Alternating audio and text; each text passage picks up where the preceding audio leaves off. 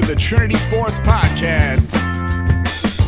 Yo, it's that Triforce cast beaming straight to your home. Grab a beer so we know Pony drinking alone. Send an email, a quick tweet, just pick up the phone. Leave a message, hit the beep if you're a creep, watch your tone. Discuss the meta game, patch notes, whatever helps your stats most. Obi-Pon Kenobi is your last hope to snatch gold. So grab your headphones and join in the fun. We'll try and force in some jokes and some cringeworthy puns. Yo, we can make it together, people. Trinity Force Podcast. These boys are second to none. Now that's the end of the intro. It's time we begun.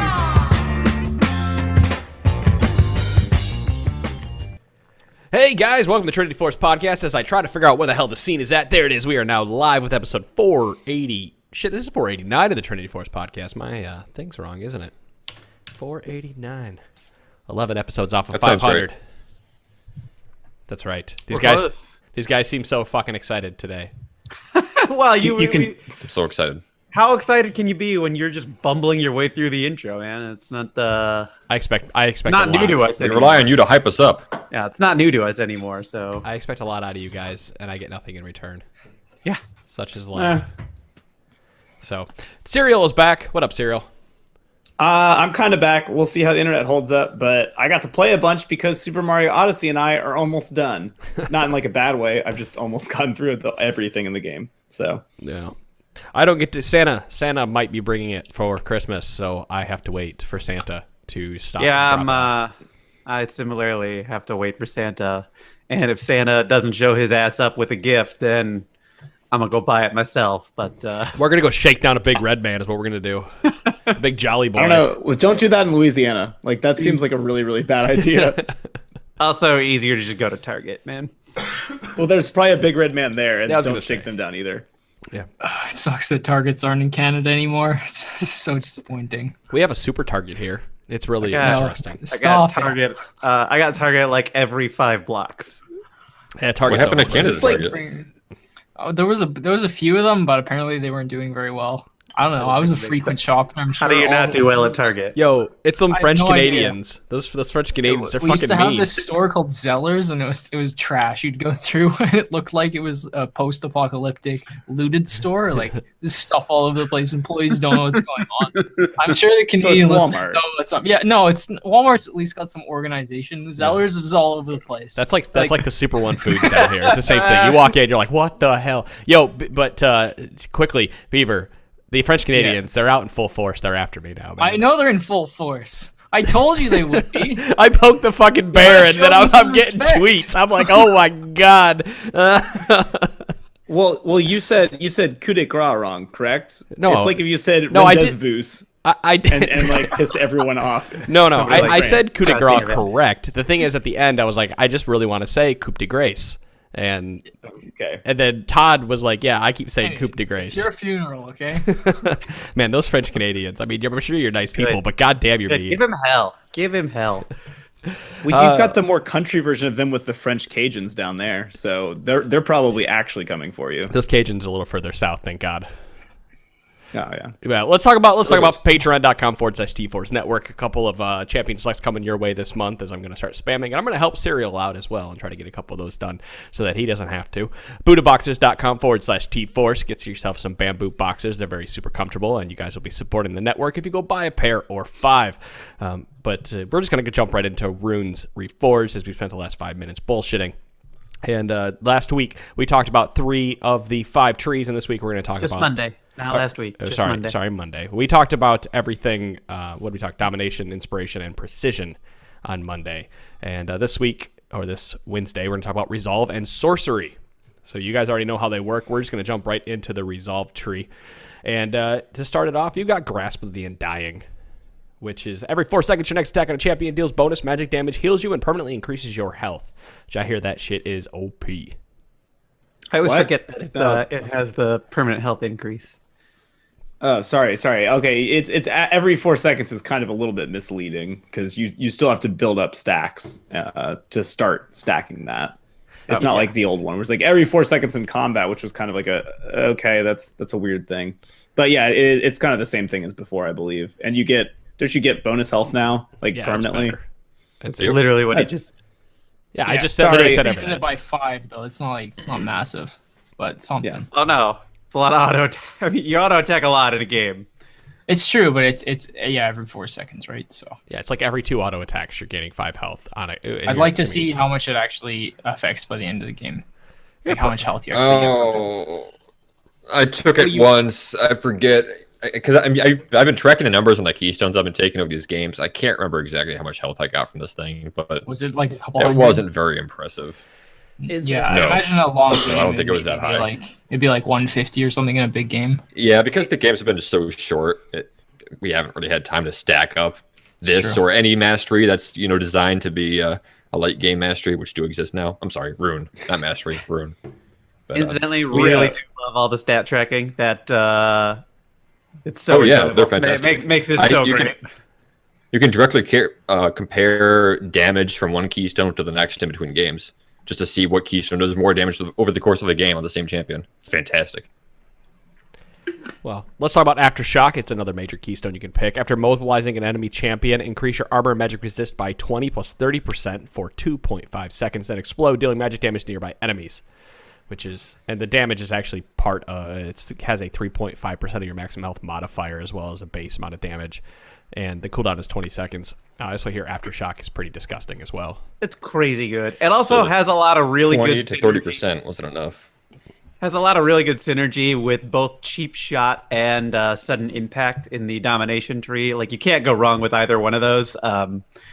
It's different damage depending on what you're doing, but a lot of really good synergy with sudden impact if you're on somebody like Leona, because you're gonna get in and then Aftershock blows and then her W that one explodes and then like they've taken just a shit ton of damage, and that's really why she's climbed so far up. I thought Leona's take press the attack. Okay, I did try that once, and it was very funny how poorly I did with it because my laner didn't understand what that was supposed to be.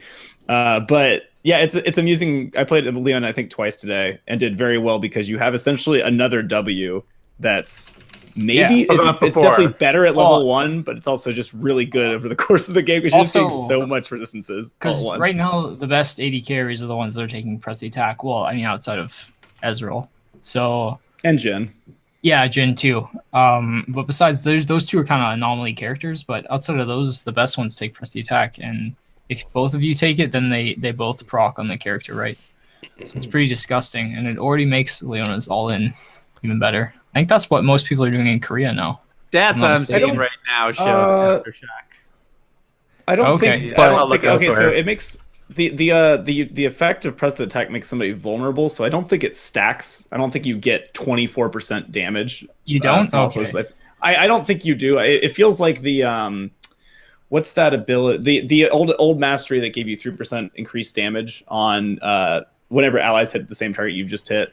I forget what it was called, but like that didn't stack. You didn't get 15% or 12% extra damage from somebody else because of that. I think you just get 12. But if you get it, it's still a crazy amount of damage. I might reset that 12% debuff, but I would be floored if you could do it for both of you. And suddenly you could get keep in mind. Remember, because she has an auto attack reset, it's just really easy. Oh yeah, no, that's why. I'm looking at it in both worldwide and in Korea. Aftershock is still the overwhelming favorite right now. Keep in mind with those stats, Dom. With press the attack. Those stats aren't necessarily correct as to what people are still like playing with it. If you go on like the Jhin main subreddit, for example, people are still trying to take press the attack is the number one thing taken on Jhin. Okay, but I'm not gonna like watch one stream and say this is what everybody's doing. No. What I'm trying to say is the stats we have. No.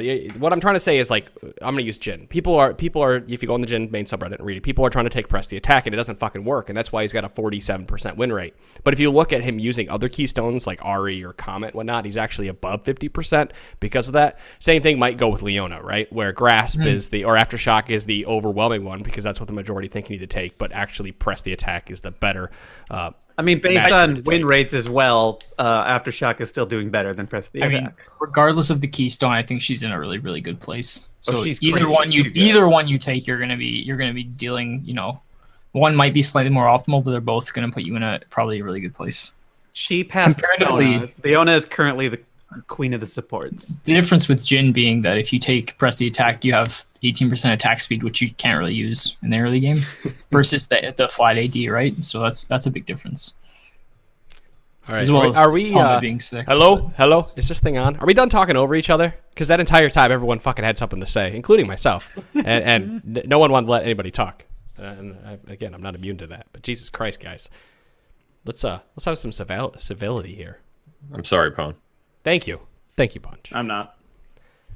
We'll talk about Guardian next. Guard allies with 175 units of you and your allies you target with spells for 2.5 seconds. While guarding, if you or the ally take damage, both of you gain a shield and activate haste for 1.5 seconds. Haste is 20% movement speed. Not attack and movement speed. Has anybody else taken this one? I've taken this one a couple times. I haven't. I haven't played with this tree at all. I like it. I didn't think I was going to like it, and then I mean there are a handful of supports which like I guess I'm taking this because none of the other stuff is going to be that is going to do that much for me. Like Braum, for example, what's he going to do with Grasp for Aftershock? But Rakan was an interesting one where I thought I was going to like Aftershock more.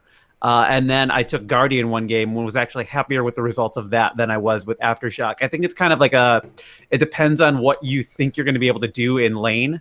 Guardian's a lot better if you're going up against like a heavy poke or opponents that are going to really be on your case all the time. Aftershock is the better one if you're able to get in on stuff. But Guardian's a lot better than I was really giving it credit for, and I think it's because of the haste on there. It's nice that the shield scales with bonus health, but that 20% movement speed ends up being can do a lot for you, gets you out of a lot of trouble. How close did you have to stand next to your AD carrier when you didn't cast a spell on them? Pretty close. In order to activate this, basically on top of them. Basically on top of them. That's the one thing I don't like is it feels like you have to be too close to get it. And Yeah. It's hard to position. That kind of worries me if you're trying to spread out against a wombo combo, this could be a bait. The champions to me that can use this best, I mean, just right now are Rakan, Taric, and Braum. It's kind of hard seeing anybody else doing it really, really well. That's a pretty narrow scope at this point in time. There, it offers a lot, but yeah, it's hard to use if you don't have a way to either cast a spell on the teammate real quick or just to get right on top of them. So those are the four. And that's what I was wondering when considering this on tanks is because, if I'm playing a tank that doesn't have a spell to cast on an ally, how often am I going to be sitting on top of somebody? But I actually haven't tested it yet. It's also one, it's useless to you, by yourself. You need to have an ally around you. Yeah. Mm-hmm. Whereas Aftershock is pretty good. Yeah, Aftershock and Grasp are always going to be good on the individual, but well, let's talk about the minor keystones you can pick out of this tree. The first group is called Strength. You have Unflinching. After casting a summoner spell, gain 15% tenacity and slow resistance for 10 seconds. Additionally, gain 10% tenacity and slow resistance for each summoner spell on cooldown. Yeah. Whoa. Woo. Demolish. Charge up a powerful attack against a tower over 4 seconds while within 600 range of it. The charge attack deals 125 plus 30% of your max health bonus physical damage with a cooldown of 45 seconds. And of course, is that Font of Life? Is that actually Font of Life? Yes, it Font. is. Yeah. Yep. Impairing the movement of an enemy champion marks him for 4 seconds. Allied champions who attack marked enemies heal for 5 plus 1% of your max health over 2 seconds. So it's Stoneborn Pact, just in a smaller rune. That's definitely the one you take on supports of the three, right? Yeah, I mean it depends. Oh yeah, you can make a strong argument for Demolish if your goal is to kind of run around the map and push down towers quickly. So, someone like Alistar, Leona, Blitzcrank, who are more inclined to be in other places, they're going to get a lot out of Demolish. But a lot of supports, if they're not going Inspiration, and I'm talking like Soraka's, Janna's, that type of thing. If they're not going Inspiration, they go secondary into the Resolve tree to take Font of Life and Second Wind, which we'll get to later, just because healing is healing. I started crunching the numbers on it, and it's not as much healing as, the kind of the numbers make it sound like. 1% of Nami's max health, plus that, that 5 and everything, that only ends up being about 35 once you factor in a bunch of the plus shielding and healing. I think it's just like 25 total over 2 seconds. So not bad. Extra healing is extra healing, but not as good as it might sound on paper because it's really all about the max health. Yeah, I haven't played with them, but Demolish seems really good to get that first tower, right? Yeah, it does. I was thinking for font, like you get that health immediately though, right? Because Stoneborn Pact, if I remember correctly, was No, it's over 2 healing seconds. over time. It's over Does 2 it say seconds. over 2 seconds? Yep. Oh, don't see that on Wiki. My bad. Okay. Wow. All right. So does anybody know for unflinching unflinching, right? You flash forward to engage somebody, and you gain 15% tenacity. Do you also gain the 10% tenacity immediately since your flash is on cooldown? Meaning you got 25% tenacity. I assume so. That's how it's worded. I would assume so too. It says so. So the wiki says the bonus stacks additively with itself. So yeah, I think that would make. So that's up to 35% when you if your teleport's on cooldown, and then you flash engage or something. You're at 35% for 10 seconds. That's pretty good. Ooh, sorry. I misspoke. That's additively for the slow resist. It's multiplicatively for the tenacity. So you don't get 35% tenacity because that's actually kind of a lot. That's a very significant amount. So slow resist makes more sense to get up to that 35 mark. I don't know what the tenacity would get up to because I don't feel like doing math. Like 17% or something. The guy who likes math doesn't want to do math tonight. GG. Nope. I mean, it seems really appealing, and I've taken this in a couple of games, but just how the games have gone in this little mini preseason meta, I really haven't had a good chance to measure how effective it is. Tenacity creep, though. It's all over the place now. The problem here is that Demolish just seems better for most solo laners or anything. I mean, I guess maybe junglers would get a lot out of unflinching, especially because you get to Smite can be a combat summoner so much more frequently. But I mean, Demolish just seems like the better one for the most part. You do need to have lane control is the only caveat for that. Like if you're playing against a losing lane, Demolish is worthless because you're gonna be stuck under your tower. It's true, and I think you could also factor in what kind of champions are in the game. If you're playing against heavy CC comp, then obviously unflinching is going to be valuable to you. I think most. I want to say most are taking Font of Life because most have some kind of movement and pairing effect on them. And like you said, if you're playing that lane, you have to be winning the lane because you have to be able to be on the tower. And Font of Life doesn't give you anything yourself. No, it's just but so you're not taking runes just for yourself.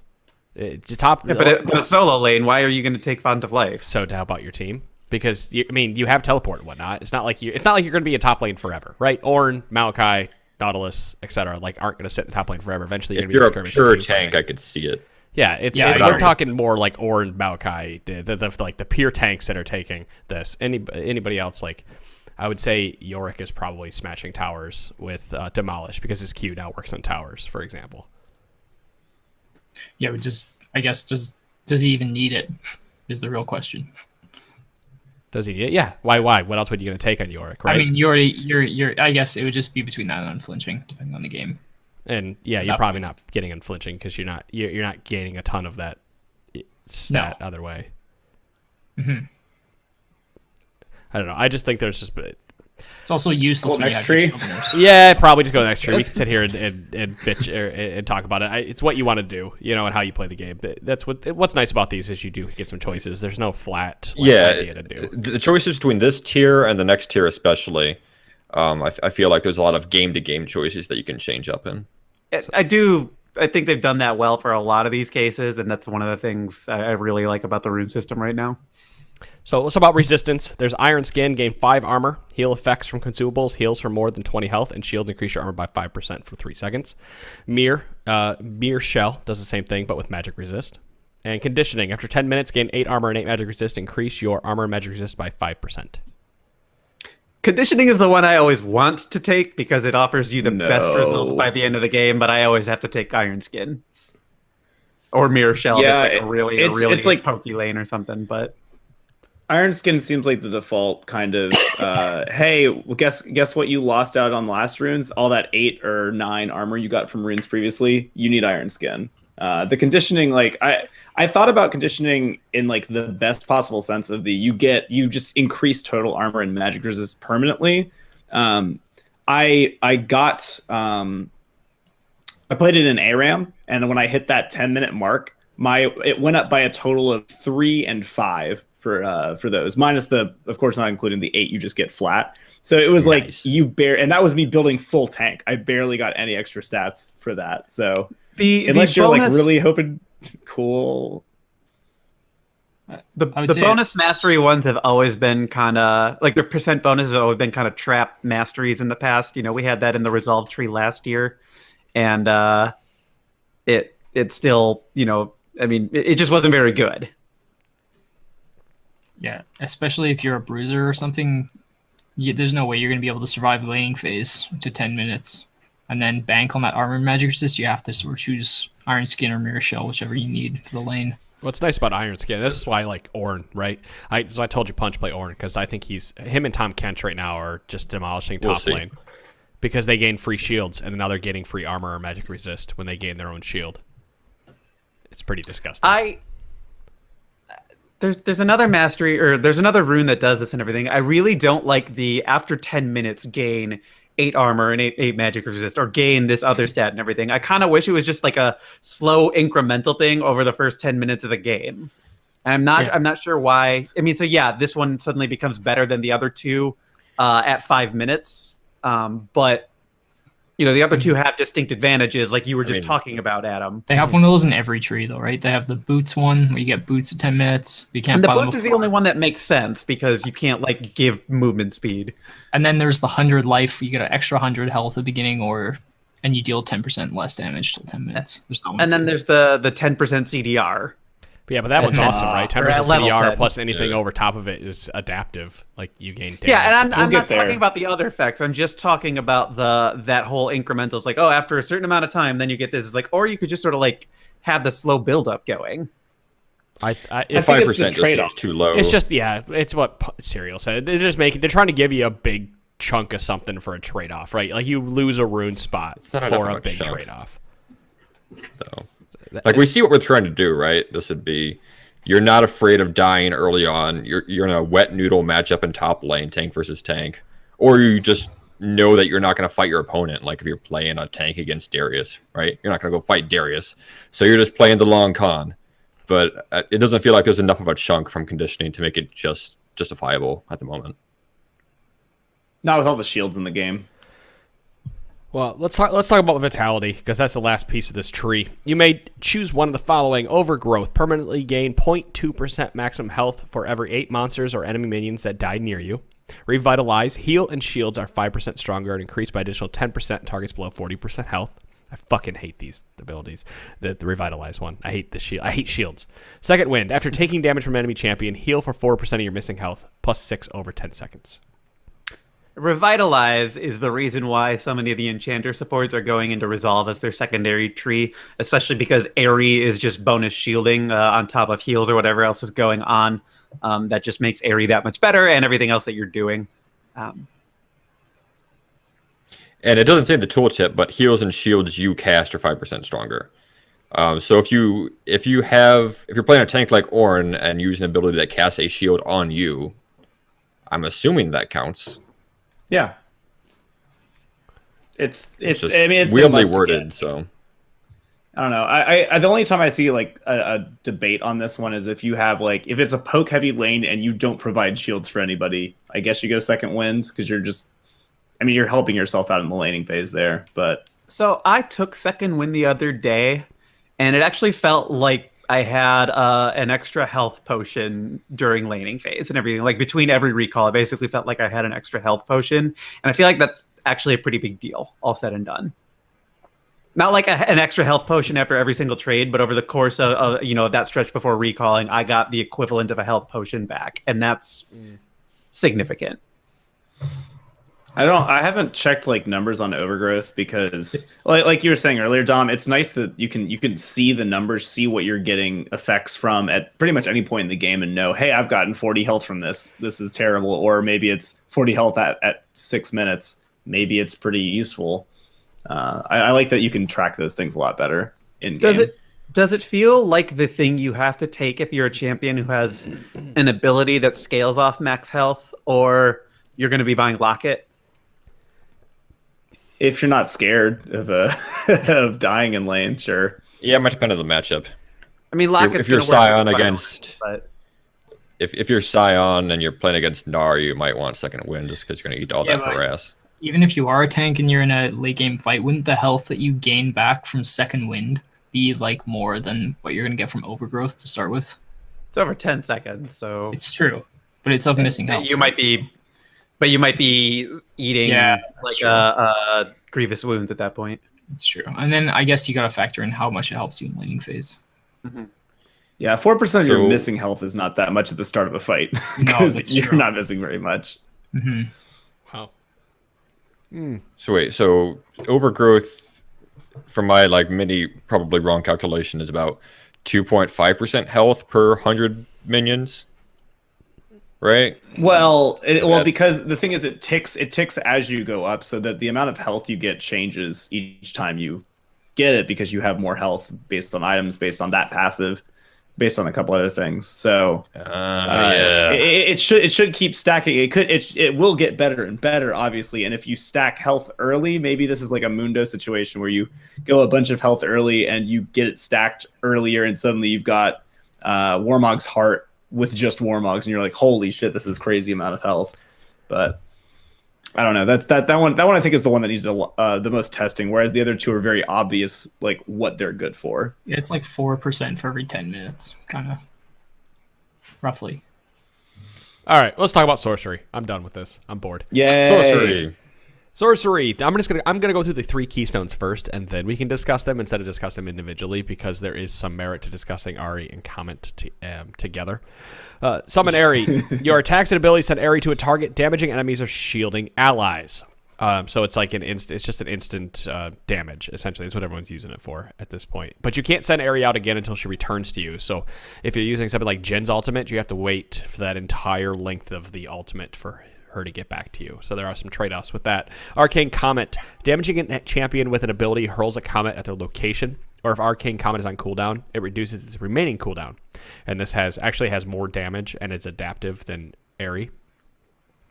Phase Rush. Hitting an enemy champion with 3 attacks or separate abilities within 3 seconds grants 15 to 40% movement speed based on level. And I guess Aerie and Comet are probably the ones that need to be talked about the most. As of right now, last thing Aerie on- is more powerful than Comet. Last thing on Phase Rush that I didn't notice before is melee gets 75% slow resistance during True. that. So it's just like bonus Storm period. Raiders. Storm It's Raiders like had that, I believe. Stormraiders. It's a worse Yeah. Storm Right, Raiders. but I think a lot of people didn't notice that Phase Rush also had that. Because people discussed Phase Rush in the past that they thought it was a worse Storm Raiders. But it's That different it though didn't because have you the slow don't resistance. have to burst them to get the movement speed. You just have to hit them with 3 attacks or abilities.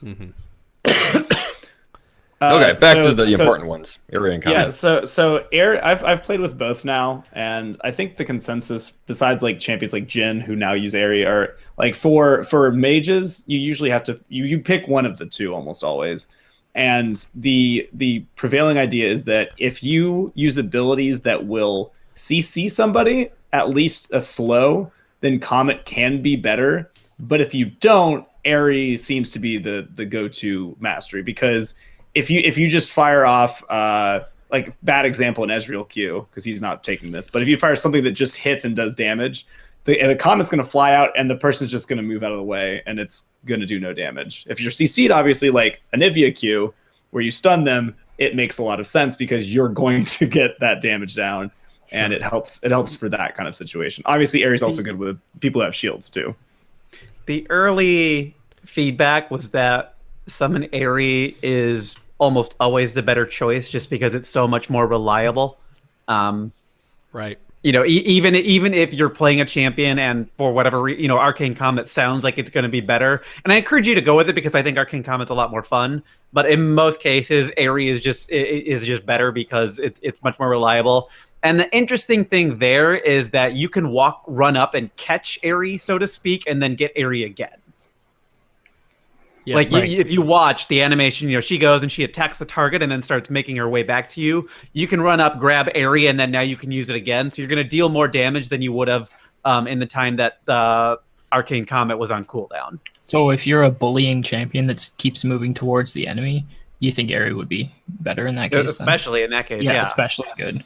So I know you guys were discussing Jin in Slack earlier. I didn't really get to read all of it, but what were your thoughts on the difference between the two? Aries just better. Well, I than mean, Comet it's right now. Airy It's just better? is better. It's because like you don't take any of the precision. Is it precision ones? Yeah, Those don't make a lot of sense. Press the attack doesn't make sense. Lethal tempo doesn't make sense because you don't Yeah. want like attack speed doesn't do Suppose anything to Mana help Flow him that Band much. fixes the thing that was causing him to take Doran's Ring, doesn't it? No, you still take Doran's Ring. You do okay. you do mana flow and Doran's, and you just have fuckloads of mana all And game. then you're never out. Right. There is some discussion about actually taking Dark Harvest on Jin right now because of the adaptive damage with Q, and it's not hard to get to 150 stacks or so with it, but that's not the discussion for here or there. And I think probably some other champions are doing the same thing, right? Where there's some discussion about once they nerf Airy, what are they going to go? And some people are probably going to go into Electrocute instead of Comet. Yeah, well, I guess Instead it of depends on Comet, what's really. down the line. I would say that another Next thing that's patch they're helpful, nerfing Comet. Airy. It's going to 15 to Yes. 45 instead of 20 to 60. Yeah, Seems I mean fair. that was not a huge surprise considering it was being picked on a crazy number of champions. But Also- one thing that I think helps is that in that stat it tells you what percentage of your comets have hit, which I think is very helpful when you can say, okay, this champion it's not so good on. I'm hitting 40% of my comets. See, I thought Or you were I'm pulling hitting that number out of 75 your pretty ass good. last night when we were talking, but apparently it's telling No. you right there. Because you were like, I'm hitting 80% of them. Yes. I'm like, that's great, Serial. I'm sure you are. And then I thought you were just So, pulling like- a number out of your ass. If you're playing No, it's Twisted there. Fate, you'd want Arcane Comet, for example. That one's kind of weird because if you think you're going to be dealing more damage from your wild cards, then I'd say, or whatever the 3 cards is, like then maybe Airy makes more sense. But yeah, if you're going to hit your gun all the time or red card, then yeah, Arcane Comet is going to land in those scenarios. The Arcane Comet is more likely the better one than your cards. Because cards aren't reliable to hit. Look, glancing at the stats, it looks like Arcane Comet is the more popular of the two. That'd be cool. Yeah, so that's nice that at least you can choose between the two based on what sort of character you're playing and what abilities. Yeah, they I think that some champions that are going to have the like, AoE in a circle, like Anivia is still who I come back to mostly because I've been playing her. Like she will benefit from Comet a lot more once. Like I haven't picked area on her because I don't think it's very good. But like she slowing a bunch of people in an area. Like the thing about Comet you got to remember is that it also can damage more than one person team fights, which is very helpful as opposed to Airy gets single target damage and that's it. So it might not be as good in lane, but it'll be later in the game. The AoE on Comet is, or I guess maybe the targeting is a better way of putting it. It's pretty generous. I thought that was going to be a really difficult thing to use when I was initially reading it, and then I've used it on a handful of supports just to see, and then especially watching Adam run it on Misfortune last night. It was pretty generous and everything. It's harder to dodge than Yeah. than you initially think it would be. I had quite a difficult time dodging it without boots against a Teemo in top lane in one game. Like, wow, this isn't easy. This isn't trivial. Like, I have to be moving before the spell is cast in order to actually get out of the circle. Teemo with Comet, huh? Yep. Teemo's like a And we don't have any top magic resist, it 5 camp hurts. right now. Oh, I know he is, but it's not because of Comet. I know we kind of brushed over Phase Rush. I thought this Mastery is going to be a lot better than it actually is. And I think that's partly because the people that want to use it are really weak in the meta, and that's like the bruisers. Because there's not as much resistances, so they're kind of getting poked out too hard. But I feel like if resistances were ever increased slightly, then and those characters came back to the light, then Phase Rush would be the one that they go for. Everybody can see that. and Vladimir, right? Yeah. Vladimir takes Does Vlad Phase take Rush. it? Yeah, oh yeah. Phase There's nothing else for Vlad to take. That's true. He's pretty. He doesn't have many options, right?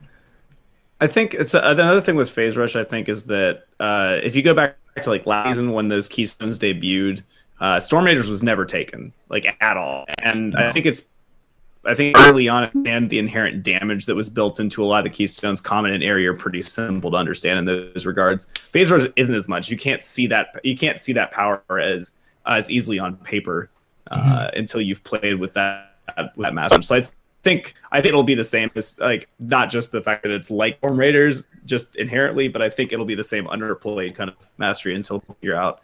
Hopefully your point out. We had League of Thunderlords last year for quite a while. Yes. No, that was season 6. Was it? Oh, okay. Yeah. Last year it was League of Colossus.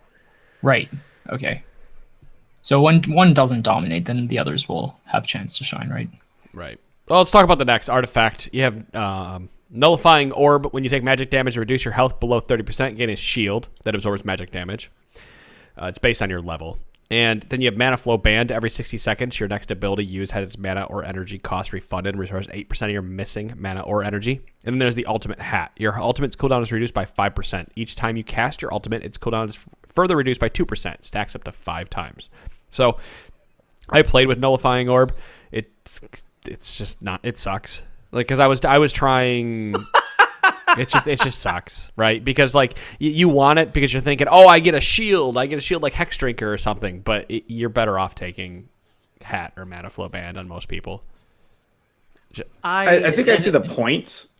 I see the point of it. Like, since Magic or AP users don't build a Hex Drinker, there's nothing that you can get like early on to nullify magic damage. Like you can get don't forget arm this guard, also but, can be. Yeah, it's still bad. I think it's very bad, but it's at least giving somebody an option. Sure, but don't forget for this isn't only these are minor runes, so they're not only taken. They're not taken always in the primary. Like you can go secondary sorcery, so you could take this Nullifying Orb if you wanted to. So melee, like I think I took it on Garen once because I was going into Teemo. And by the time I took it, I wasn't absorbing any damage because I had to run away or the fight was over by the time it procced. So yeah, I was going to say quickly. I've seen some AD assassins mid take it against mage matchups. Oh, so yeah, that's a great idea. Zed going domination tree into picking up the Nullifying Orb and something else of this tree. Maybe people like Talon too that are looking to all in early, and maybe this orb will just give them that little extra edge they need to snowball the game. But like Garen against Teemo, I mean, you have no chance anyways. I thought so. Okay, Mana Flow Band is really overpowered. It is not that overpowered for supports because supports were previously taking the meditation mastery, and that is no longer available to them. This is maybe it's a little bit stronger and everything, but by and large, it's very similar to what meditation was doing for you in the grand scheme of things. Nami comes out a little bit better just because her mana costs were so high that she can actually abuse the both the free spell cast and then the restoration.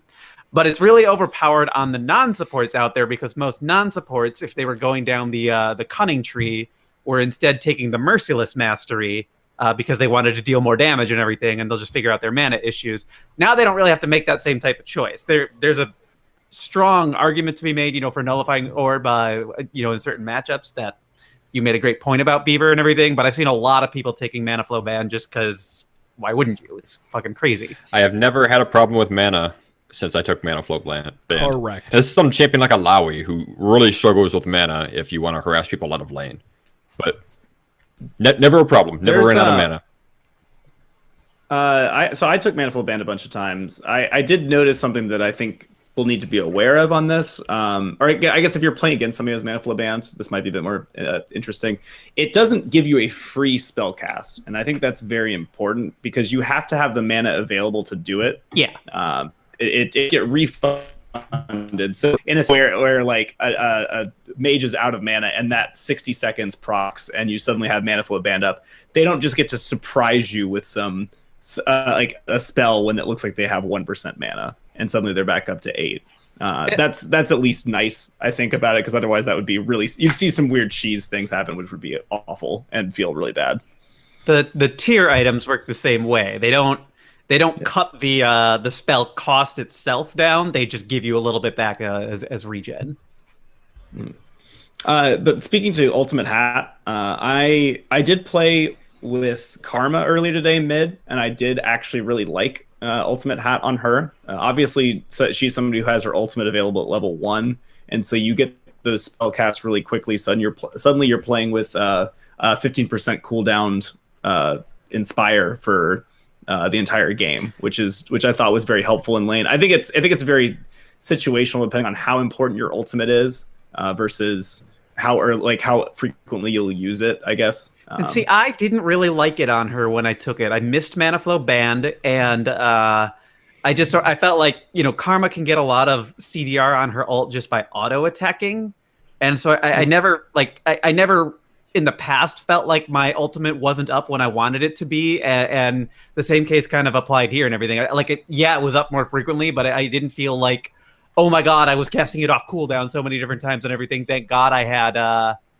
ultimate. Thank God I had ultimate hat and everything, because it's like you're supposed to be auto attacking a whole bunch to get it back anyway. And so I don't know if you have that habit already. I just don't know that ultimate hat is really doing that much for you, and you have to give up Mana Flow Band to get it. I think that might also be a difference of a support versus mid situation where you can true. jump into brushes and auto attack as much. That doesn't work as well in a mid versus mid matchup. So I don't know. I liked it, but I also haven't tried both sides of it yet, and definitely not enough times to say with certainty which one's better. All right, I excellent. just can't figure out who to take that ultimate head on. Which Twisted Fate. Take it on. Twisted Fate. Rakan, Shen. I Shen really makes like sense. I like that. I really like it on Rakan. His was always an ultimate that in mid game I kind of felt like it just wasn't quite up when I wanted it to be, and now it's always up when I want it. TLDR, if you don't need the mana, you take this. Yep. Maybe. Yeah, it's. I think people are going to move on. Jesus, people are going to come around to nullifying Orb again once the appeal of the other stuff is, it's not so shiny and new. They're going to realize nullifying Orb's good. Agree to disagree. Excellent. Transcendence. Gain 10% CDR when you reach level 10. Each percent of CDR exceeding the CDR limit is converted to adaptive bonus of 1.2 attack damage or 2 ability power. Celerity. Gain 4% movement speed and add 8% of your bonus movement speed to your AP or AD, and that's adaptive. Absolute focused. While above 70% health, gain an adaptive bonus of up to 24 damage or 40 ability power. Holy shit, this is the easiest one to talk about because there's one right answer. Is there? Which one is it? I don't know. It's definitely Celerity. Is it Transcendence? It's definitely Celerity. I thought you were going to say Transcendence, so... No. Although I do think that it's funny that Transcendence is causing Riot to have to, I don't know if they're doing it next patch, but make Black Cleaver's CDR be unique, because people were building 3 or 4 Black Cleavers in a game, and you were getting so much extra AD from that additional CDR that it was kind of being worth it. But Wish I thought of despite being just dumb. They're gonna have to do it with Frozen Heart as well, because there are Malphites out there who are getting Iceborne Gauntlet and then filling the rest of their items with Frozen Heart, and they are just doing massive AoE damage because of the way Frozen Heart and armor work. Or the Iceborne Gauntlet and armor. That's not right. Yeah. Is that all? But you're not going to sit here and talk 20 minutes about the excellent tree, like the rest of the trees? No, we're gonna keep going. You have to get to level 10. This was our discussion in Slack today. Instead of the 10-minute mark for gaining 10% cooldown reduction, it's instead you gain it at level 10, which is a long time for some champions, especially when I'm playing support poorly. It was.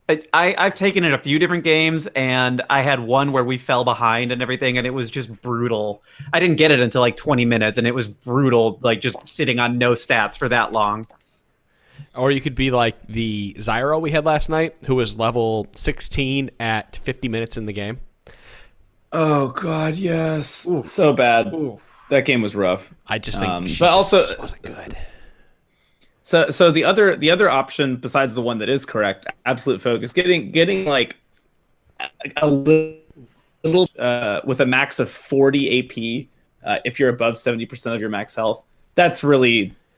Like, you're either thinking you're going to be just at full health constantly, or I don't know. 4% movement speed is great. Like that's a great, just if that's all it was, it probably would still be worth it. But then you get more based on your bonus movement speed, including that, which is, I mean, not very much, but your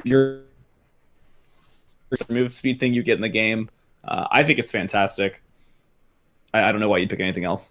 So I'm just trying to imagine like a Talon who took the Predator boots and then the bonus damage and everything, who basically books it from mid lane down to bot lane and has this absolute focus thing and just straight murders even the AD carry. Like, it doesn't matter. That's going to be so much early damage going on there. Like, I think there are a number of assassins, if they want to roam and they do it right, who can really abuse absolute focus. Really? You're getting a max of 20, I guess 24 AD on a mastery is quite a lot. Yeah, and I know, but in the early stages of the game and everything, like, it's a considerable bump. Early stages it'd be like 10. Okay. Yeah, much it's AD. as up to 24 damage or 40 billion. Yeah, I don't think I it's don't that know. much. I don't think it's that good. I don't know. No, I don't think so either. I think this one will be one of the ones they nerf or buff this tree to make it so it's not so, I think, one-sided. I mean, maybe you can consider absolute focus in a siege comp if you're the one doing the poking at a long range away. Sure. I could see But it. I think if you're dipping into this tree and you're an assassin like that, you probably just want water walking to get the movement speed, to be honest. Well, yeah, Which is Well, the that- other one. I'm just trying to think of situations like Yeah. where it's going to be good. I don't really get behind that specific rune, and I probably never will, just because 70% health. How often are you actually that high? if you ask Wrecker all the time, hey, power, you may choose one of the following. Scorch. Your next ability sets champions on fire, dealing 30 to 60 bonus magic damage based on level after 1 second. The cooldown is 20 seconds. Water walking, gain 25 movement speed and an adaptive bonus of up to 18 attack damage and 30 ability power when in the river. And then there's Gathering Storm. Every 10 minutes, gain ability power or attack damage. It's adaptive. And so you're gaining over the course of the game. Up at 60 minutes, you're gaining an additional 168 AP or 101 AD. Has anyone taken water walking? No. Yeah, I did. No. I did on Does a. I've taken it on Kha'Zix before. Does it tell you how much time you spent in the river? No. Damn it! No, I did. I would really like to know what that is. Be funny. Yeah, that's what intrigues me and everything. Like, how much time you spend a lot more time on the river than you think you do. So I think this mastery is this rune's a bit underrated in that regard. But the other ones, it's just like, these are things that I can totally rely on. And water walking, I have to play around certain conditions on the map that who knows how the game is going to swing when I have to pick these goddamn runes. I the stat that they use though, because everything else seems to have. You've dealt this much damage. You gained this much armor and magic resist when this procs, etc. So I would.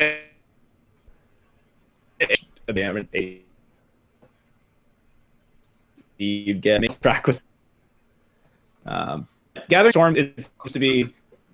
Last night that went to 50 minutes. I had Gathering Storm and had 128 AP as a Nivea just for free. Did considering our team comp was, but. It seems like if you are going to expect a later game, why not? You just get free stats forever. Yeah, why not? Mitch, man, totally. Mitch, I'm sure you're making a lot of really good points, but unfortunately for us, you cut out for about 80% of that.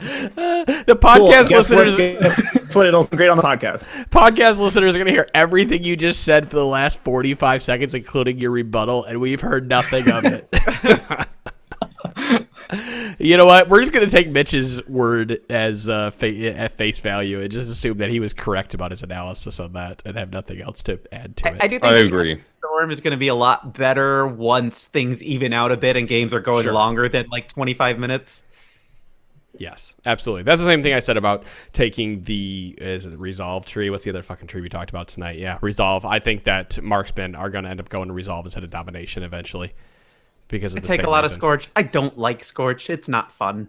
It's so boring. I do like Scorch. Scorch does so much damage. I do like so using boring. Scorch. Scorch is good on junglers. It's Scorch- so If you're boring. dipping into this tree. Scorchinary.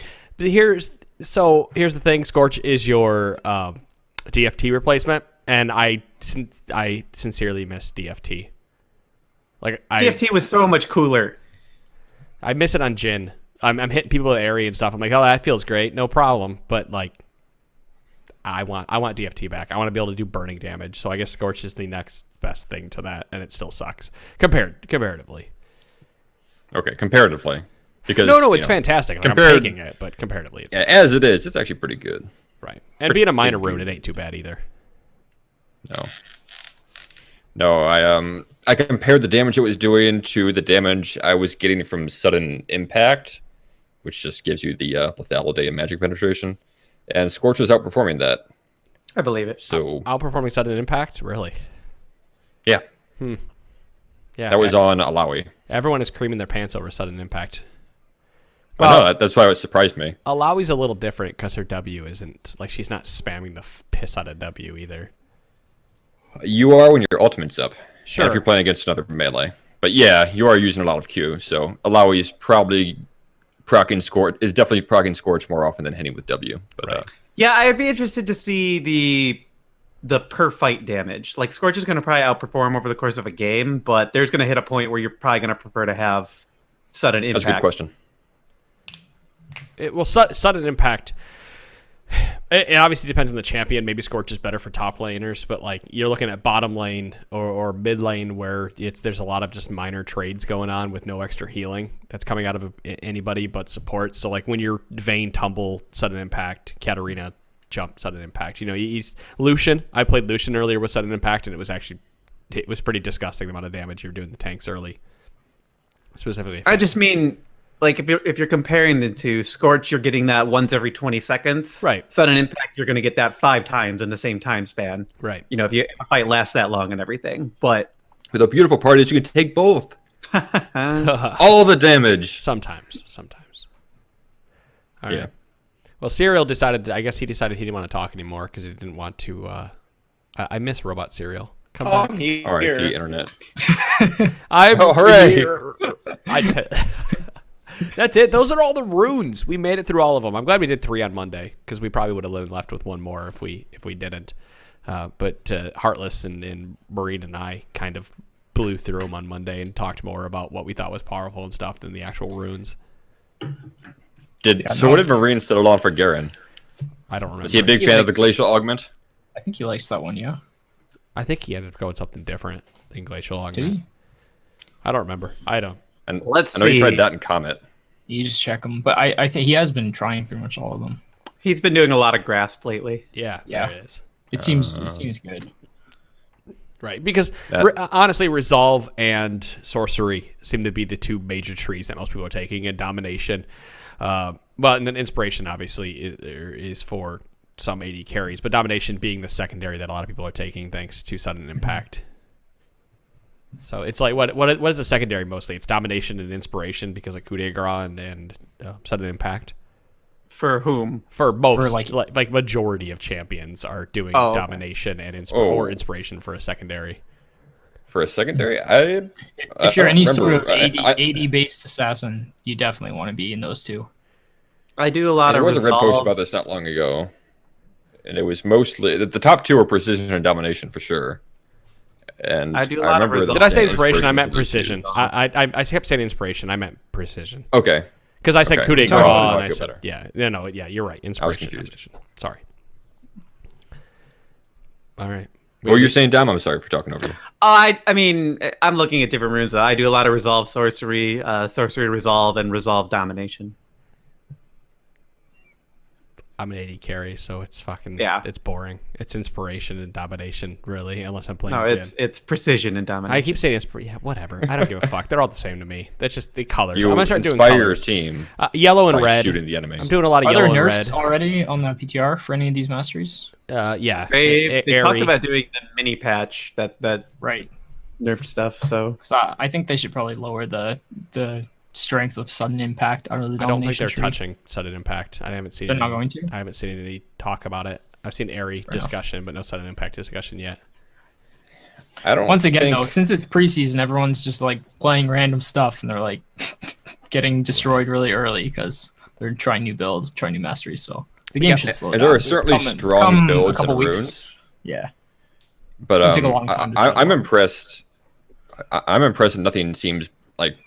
Nothing is in huge need of a hot fix or anything like that. Sure. Nothing's Yeah. blatantly Which overpowered. I did not expect. Yeah, I definitely expected there to be like 1 or 2 keystones that everyone would be taking. And No, that's kind of the case with Ari, but it's not too bad.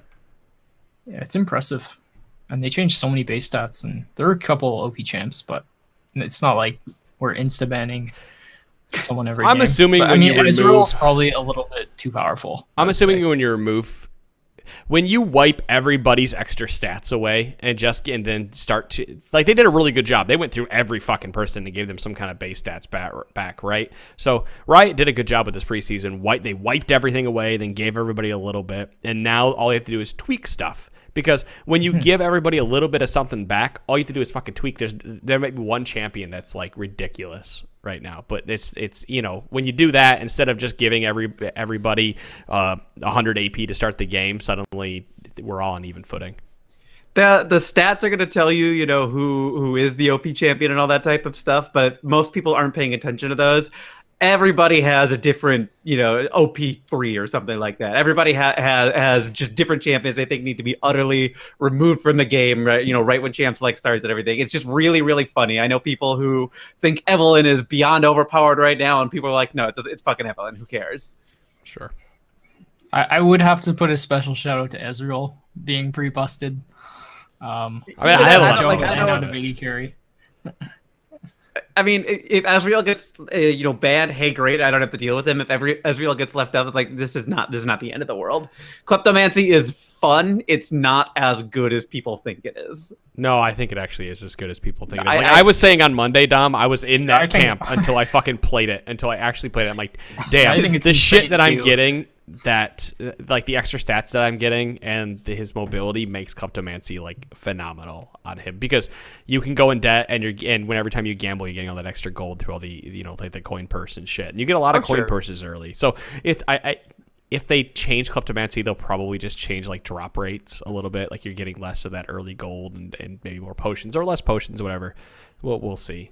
I feel like every time I play though, I'm usually getting 2 wards, an Oracle's elixir, and a bunch of gold purses, and then some random fucking other elixirs, like 1 or 2 other ones. There's not really anything else that I'm getting. So, and then I get the oracles when I wish I had a sorcery elixir. It's luck of the draw, right?